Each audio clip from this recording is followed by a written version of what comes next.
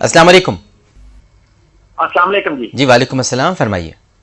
جی میرا نام محمد اجاز ہے، میں ابوظہبی سے بول رہا ہوں جناب. مجھے خواب آیا تھا سر یہ 2 مہینے پہلے، ہاں ہاں اور 2 دفعہ یہ خواب ایک ہی رات میں آیا ہے. وہ جی. اس طرح کہ ایک آدمی فوت ہویا ہوا ہے، ہوں. اس کا جنازہ ہو رہا ہے، اس کی سفید داڑھی نورانی چہرہ ہے، اور اوپر وہ سبز رنگ کی چادر ان کے اوپر ہے، اور اس پہ لا الہ الا اللہ محمد رسول اللہ لکھا ہوا ہے. ہاں. اور وہ جب جنازہ ہو جاتا ہے تو وہ بندے ہی آگے سے بولتا ہے کہ کیا ٹائم ہوا ہے، شاید وہ جواب میں ہی دے رہا تھا میں بھی. اور وہ میں نے کہا کیوں خیریت ہے؟ کہتے نہیں یار بس قبر پہ یار ابھی مجھے بس جانے دو. آپ کچھ پوچھنا چاہ رہے ہیں؟ جی. نہیں میں ایک پہلے کہنے والا تھا کہ وہی شخص زندہ ہو کے کلام کرتا ہے آپ سے جس کا آپ نے میرے سے اتنی بات انہوں نے پوچھی.